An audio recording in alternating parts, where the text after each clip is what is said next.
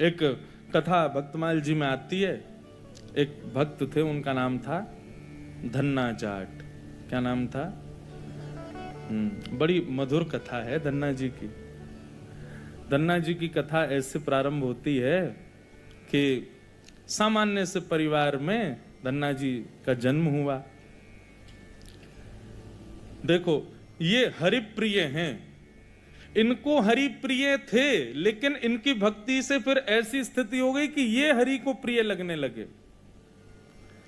तो धन्ना जी के यहां एक संत पधारे। संत की शालिग्राम जी की सेवा। छोटे बालक जो होते हैं वो संतों को या घर में कोई भी बड़े बुजुर्ग आए या कोई भी श्रेष्ठ जन आए, वो क्या करते हैं, कैसे करते हैं, मेहमानों को देखते हैं बैठ के। तो महात्मा जी अपने ठाकुर जी की सेवा करते और धन्ना जी जाके उनके पास में बैठ जाते। पहले जल से स्नान, फिर दूध से स्नान, फिर घी से, फिर दही से, फिर शहद से, पंचामृत स्नान करा के बढ़िया इत्र लगा के ठाकुर जी को उर्द पुंड तिलक लगा करके माला तुलसी पधरा के विराजमान कर दिया। धन्ना जी को इतनी अच्छी लगी ये सेवा, रोज बैठ जाते, पूरी रात रोते, अपनी माँ से कहते मैया ये सुबह कब होगी। क्यों? वो सुबह होते ही बाबा के पास जाऊंगा, उनकी सेवा देखूंगा कैसे करते हैं।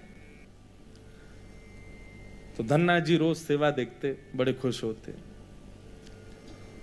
जैसे महात्मा का जाने का समय आया, धन्ना जी बिखर गए। कहां जा रहे हो आप? बोले बेटा अब हो गई हमारी सेवा पूरी, अब हम जा रहे हैं, फिर आएंगे कुछ साल बाद। धन्ना जी बोले तो आप चले जाओ, इनको छोड़ जाओ यहीं पे, ये ठाकुर जी यहीं रहे आए, मैं इनकी सेवा करूंगा। बाबा बोले अरे तुम छोटे बालक हो, तुमसे सेवा बनेगी नहीं बेटा, तुम जिद मत करो।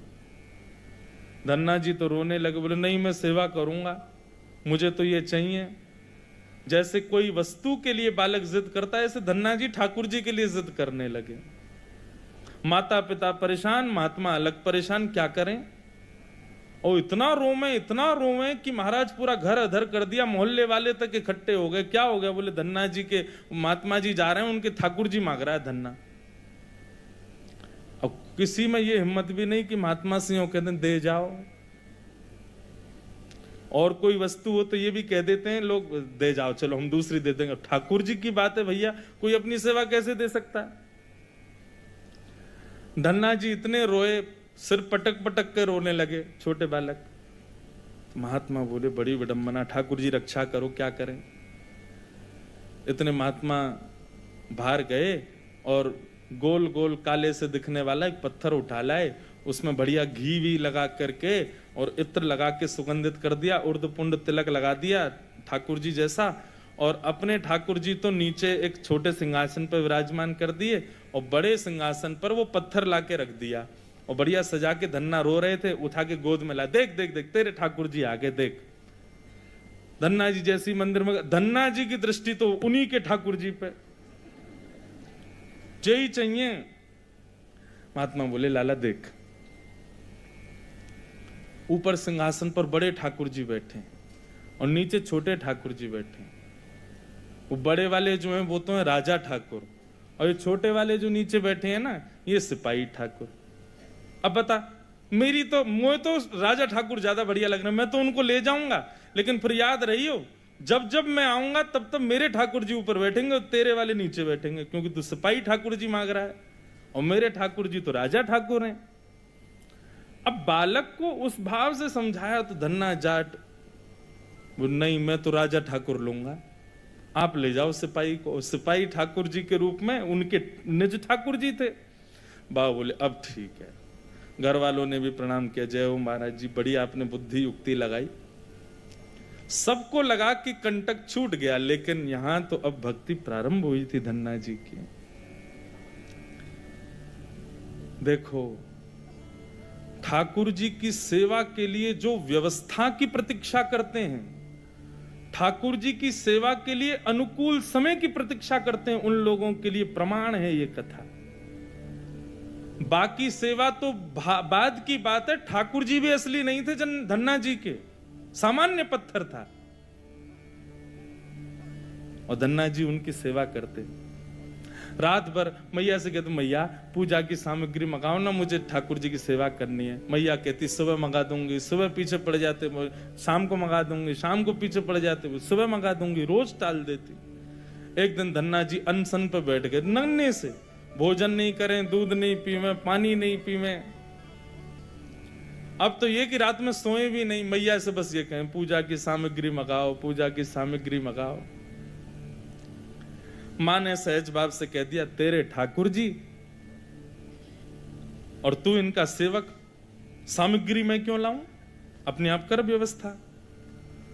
धन्ना जी निकल पड़े। महाराज पुष्प लियाए तोड़ करके, तुलसी लियाए, बढ़िया सुंदर माला बना ली। नन्हे से बालक ने जैसी उनको जैसे खेल खेल में सेवा करते वैसी सेवा करते थे। ठाकुर जी को तिलक लगाना है, कहां से तिलक लावे, तो बाहर गए, एक ईंट फूटी पड़ी थी लाल लाल, उसी ईंट को लाए, पानी में घोल घोल के घिस घिस के उसी से तिलक बना दिया। ईंट को घिस करके उसका तिलक श्री ठाकुर जी को लगाया। ऐसी सेवा करने लगे, अपने संगी रखें, अपने संगी सुलामें, संगी मतलब खेल खेल की सेवा थी केवल। घर वालों को लगता था कि भैया दुनिया के लोग खिलौने से खेलते हैं, हमारा धन्ना जो है ये पत्थर को ही भगवान समझ के खिलौना इनसे ही खेल रहा है, बड़ा होगा तो बुद्धि आ जाएगी। परंतु किसी को क्या पता था कि भैया ऐसा भक्ति का बीज पिरो दिया है धन्ना जी के हृदय में। धन्ना जी भोग लगाते और भोग लगाने के बाद में पर्दा लगा करके वहीं बैठ जाते और बैठ करके प्रतीक्षा करते कि ठाकुर जी पा रहे होंगे। फिर धीरे से पर्दा हटा के देखते, अच्छा अभी पाई नहीं, ठीक है, फिर बैठ जाते, फिर प्रतीक्षा करते कब पाएंगे। खूब देर हो गई, नहीं पाई तो ठाकुर जी से बोले आप रोज भोजन अधूरा छोड़ देते हो। मैं भोजन अधूरा छोड़ देता हूं, मेरी मैया मुझे बहुत मारती है, लेकिन महात्मा जी मुझे ये बता के नहीं गए कि वो मैं आपके संग कर सकता हूं कि नहीं। मेरी मैया तो मुझे बहुत मारती है, लेकिन पता नहीं मैं कर सकता हूं कि नहीं। धन्ना जी के उस प्रिय भाव, भक्ति भाव पर ठाकुर जी रीझने लगे। एक दिन तो धन्ना जी हट करके बैठ गए, यदि आपने नहीं पाया तो मैं भी नहीं पाऊंगा। धन्ना जी ने थोड़ी देर देखा, थाली यथावत रखी है, नहीं पा रहे, तो ठाकुर जी की तरफ कमर करके लेट गए। तो ठीक है, तो आज मैं भी भूखा सोऊंगा। इतने में ही जैसे उंगली को कोई जोर से चाटे तो चट चट आवाज आती है ना, ऐसी चाटने की जोर जोर से आवाज आने लगी। धन्ना जी बोले ये चप चप खा कौन रहा है, और ये ऐसे चटकारे ले ले करके कौन उंगली चाट रहा है। जैसे ही पर्दा हटा करके देखा तो नील माधव भगवान बैठ करके धन्ना जाट की उस थाली में से प्रसाद पा रहे थे। दर्शन किए जब श्याम सुंदर के, मोहित हो गए। ऐसा नील वरण ठाकुर जी का कटाक्ष नेत्र, बढ़िया सुंदर घुंघराले केशों की गूंद बना करके उसमें मोर पंख लगा रखा है। जैसे धन्ना जाट छोटे वैसे ठाकुर जी भी छोटे से, नन्हे से गोपाल जी आ गए। और जैसे मानो पूरे हाथ में सान लेते हैं ना सब्जी छोटे बालक, ऐसे ठाकुर जी ने माखन मिश्री और सारी सब्जी सान रखी है और खूब प्रेम से चाट चाट करके पा रहे हैं। धन्ना जाट बड़ा प्रसन्न हो गया, बोले आप तो बड़े प्यारे हो, आज आप प्रत्यक्ष मेरे सामने आ गए। ठाकुर जी धीरे धीरे अब धन्ना जाट के सखा बनने लगे। धन्ना थोड़ा बड़ा हुआ, गऊ चराने, बछड़ा बछिया चराने जाता तो अपने शालिग्राम, जो शालिग्राम थे ही नहीं, सामान्य पत्थर थे, उनको सजा धजा के बढ़िया अपनी जेब में धर के ले जाता। रास्ता भर उनसे बात करता, नीचे वृक्ष के नीचे बैठ करके ठाकुर जी, अब कोई नहीं है ठाकुर जी प्रकट हो जाओ, तो ठाकुर जी प्रकट हो जाते, धन्ना के साथ प्रेम से पाते। बंधुओं देखो इस कथा से क्या समझ में आ रहा है, धन्ना जी के भीतर ऐसा कौन सा गुण है जिस पर ठाकुर जी रीझ रहे हैं। दीनता। कल हमने एक सूत्र लिया था भक्ति में, अविचार। भगवत भक्ति में विचार नहीं करना है, जो करना है सो करना है। मन में बात आ गई तो बस ठाकुर जी को प्रस्तुत होनी चाहिए। पहला सूत्र। भक्ति का दूसरा सूत्र है दीनता। जितने सीधे, जितने दैन्य, जितनी दीनता में ठाकुर जी की भक्ति में रहोगे, ठाकुर जी उतने प्रसन्न रहेंगे। जितने चतुर बनने का प्रयास करोगे ठाकुर जी के सम्मुख, उतने ही ठाकुर जी दूर भागेंगे। जितना हो सके दीन रहो। ठाकुर जी की भक्ति में किसी भी प्रकार की चतुराई नहीं होनी चाहिए। दीन।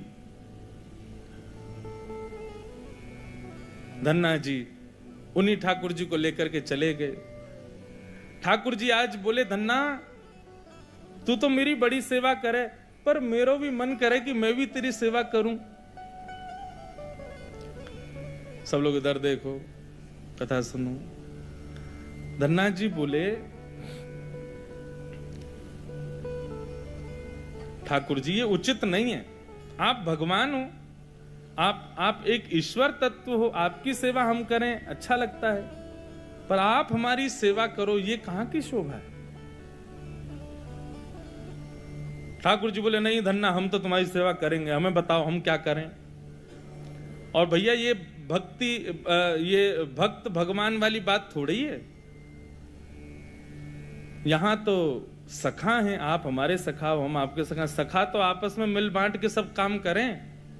बता भैया धन्ना, हम क्या करें।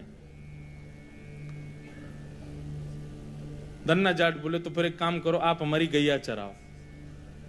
ठाकुर जी बोले, ये तो हमारे जन्म जन्म को काम है, ये तो हम बड़ी निपुणता से करेंगे। और बंधुओं यही होता, धन्ना जाट अपने घर से गैया लेके जाता और वन में जाकर के ठाकुर जी को जैसे ही बाहर पधराता, इतने में वृक्ष के पीछे से ठाकुर जी आ जाते और ठाकुर जी कहते, धन्ना अब तू जाके आराम कर, हम गैया चरा देंगे। और सारी गैया ठाकुर जी चराते। शाम का समय जब होता तब धन्ना जी जाते और जाके ठाकुर जी को दोबारा अपनी जेब में रख के गैया लेके आ जाते। एक दिन वो महात्मा आ गए जो धन्ना जी को वो पत्थर दे के गए थे। जैसे ही घर पे आए तो धन्ना जी लेटे थे। महात्मा आके बोले, और बताओ भाई धन्ना, सब ठीक? अरे गुरुजी आए, गुरुजी जय हो, गुरुजी प्रणाम आपके चरणों में। और बताओ वो कहां है तुम्हारे राजा भगवान? बोले, भगवान तो गैया चरावे गए हैं अभी। ये समय तो गैया चराने का है ना, गैया चरावे जामे वो रोज। महात्मा बोले, देखो कुछ भी बोलता है, ये अभी बालक ही है, छोटा ही है अभी। माता पिता ही बोले, कहां बताएं, ऐसी या की सोच है, गैया ने छोड़ आवे, पता ना कहां, शाम को ले आवे उन्हें। अरे गुरुजी ये लोग मानते नहीं है मेरी बात। भाई सब लोग विराजमान हो जाओ बस, हाँ बैठ जाओ। क्या बता रहा था मैं? हैं? हाँ, गैया चरावे जावे। गुरुजी बोले, तो फिर वो शिला कहां है जो हमने तुमको दी थी? बोले, उन्हीं की तो कह रहा हूं गुरुजी, वो गैया चराने गए। गुरुजी बोले, ये तो कुछ भी कह रहा है। नहीं नहीं गुरुजी आप विराजो, मैं आपको एक एक बात बताऊं। और उसने सारी बातें बताई, ठाकुर जी कैसे चटकारे लेके भोजन करते हैं, क्या क्या उससे बातें करते हैं, कैसे उसके संग खेलते हैं, कैसे उसकी पिद्दी पे चढ़ जाते हैं, वो ठाकुर जी की पिद्दी पे चढ़ जाता है। ऐसा मधुर भाव वो प्रस्तुत करे और गुरुजी बैठ के सुनते जाएं। बोले कि इतनी बड़ी बड़ी बातें झूठ में तो नहीं बोल सकता। बोले, गुरुजी मुझे पता है, माता पिता की तरह आप भी मुझ पे भरोसा नहीं कर रहे हो, आपको नहीं विश्वास, चलो मैं दिखाऊं आपको। अभी मेरे ठाकुर जी गैया चरा रहे हैं। गुरुजी को लेकर के वन में गया तो वन में गैयाएं चर रही थी। बोले, कहां है तेरे ठाकुर जी? अरे देखो वो दोहरी गैया के पीछे पीछे हाँक रहे हैं, वाकू पीछे पीछे चल रहे हैं वाक्य, देखो ठाकुर जी दिख तो रहे। गुरुजी बोले, हमको नहीं दिख रहे।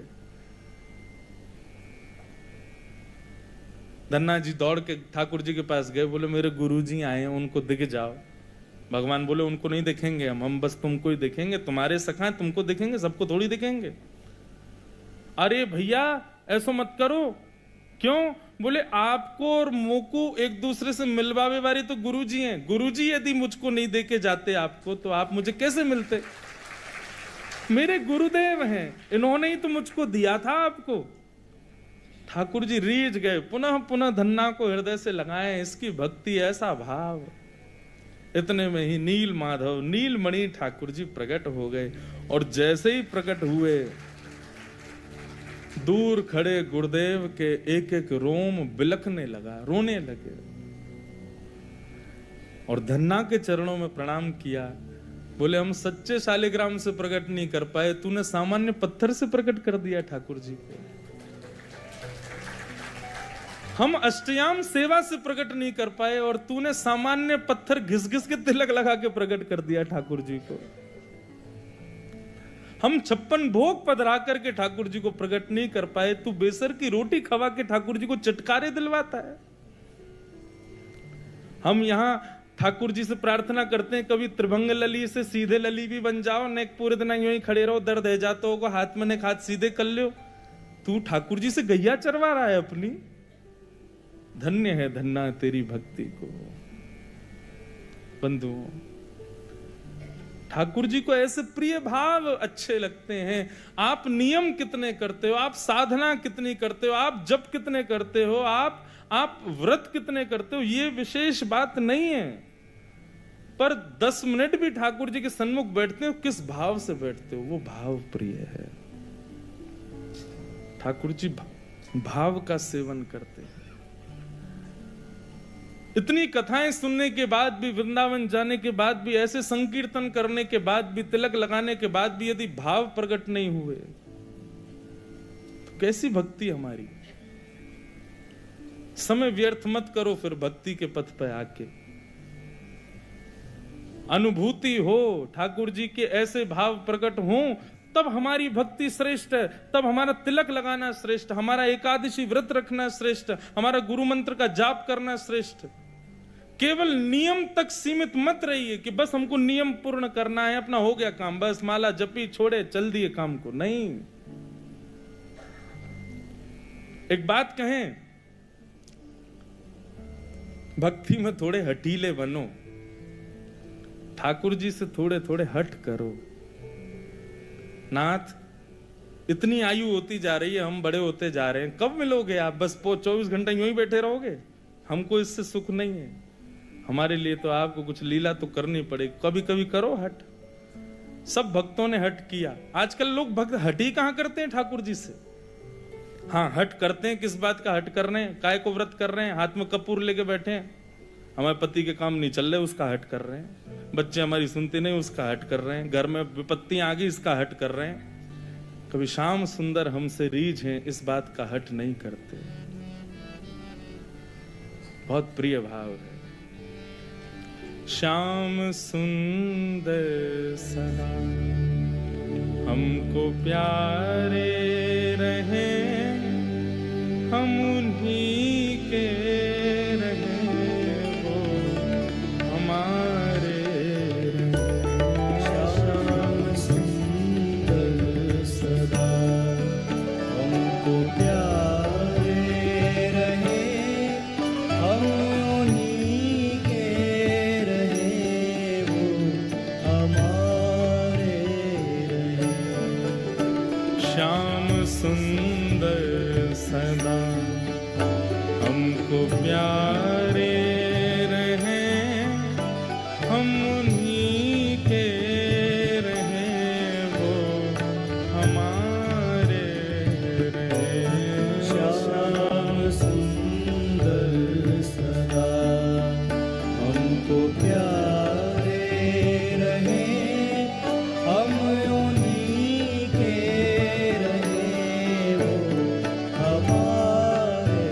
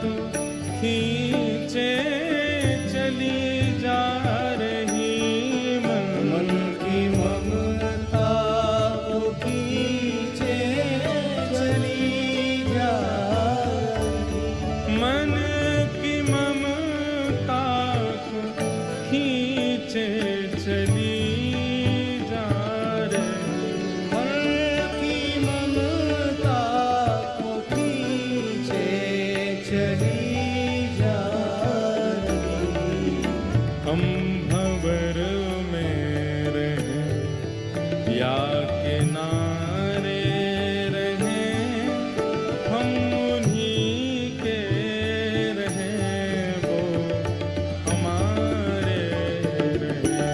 श्याम सुंदर सदा हमको प्यारे रहे, हम उन्हीं के रहे, वो हमारे रहे। हम उन्हीं के रहें, वो हमारे हम उन्हीं के रहे, वो श्री राधा रमण लाल की।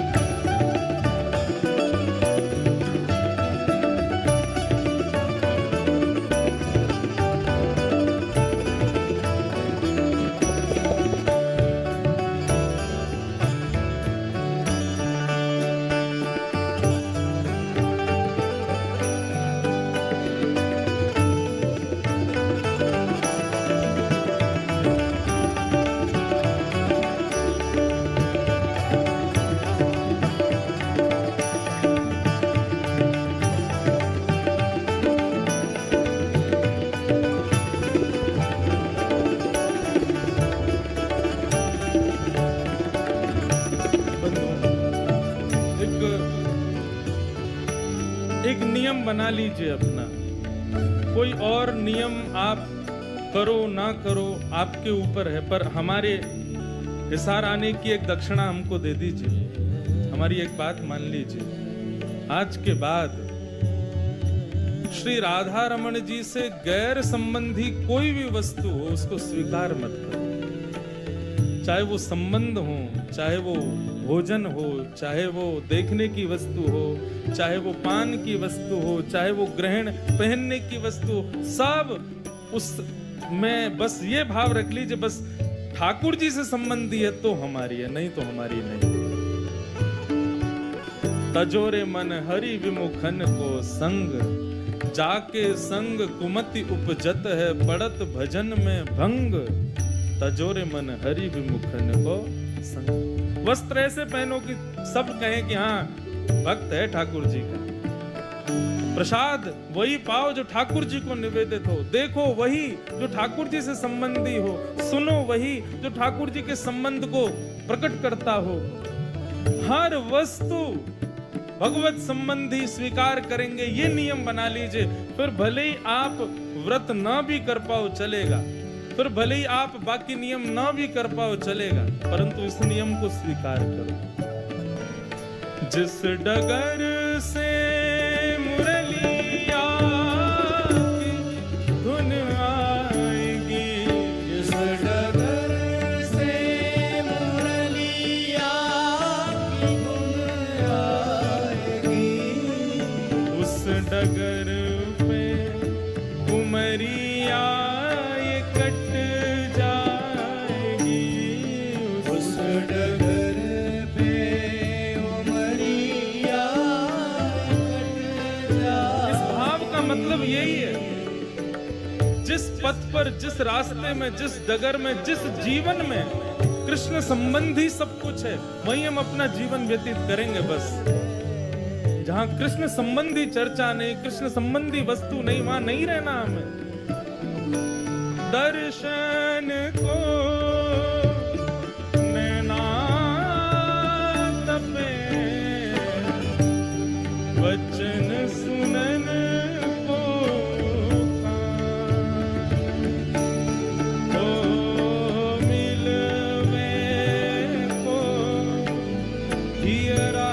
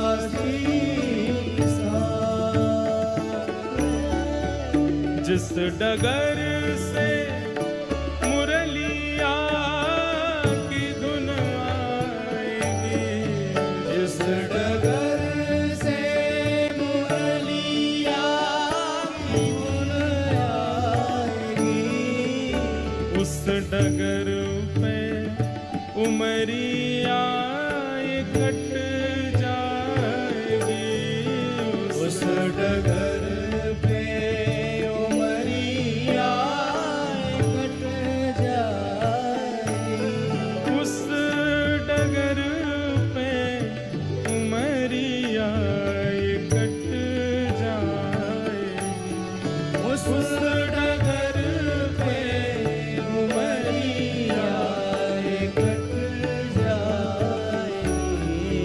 उनकी तस्वीर मन में बनाए रहे, हम उन्हीं के रहे, वो हमारे। श्याम सुंदर सदा हमको प्यारे रहे, हम उन्हीं के रहे, वो हमारे रहे। हम उन्हीं के रहे, वो हमारे। हम उन्हीं के रहे, वो हमारे रहे। उन्हीं के रहे, वो हमारे। हम उन्हीं के रहे, वो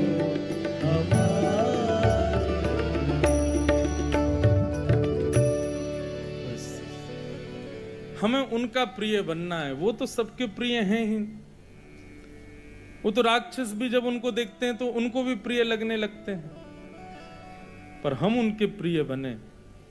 सूरदास को प्रिय ठाकुर जी लगते थे ऐसा नहीं कहते, संत जन कहते हैं सूरदास ठाकुर जी को प्रिय लगते थे।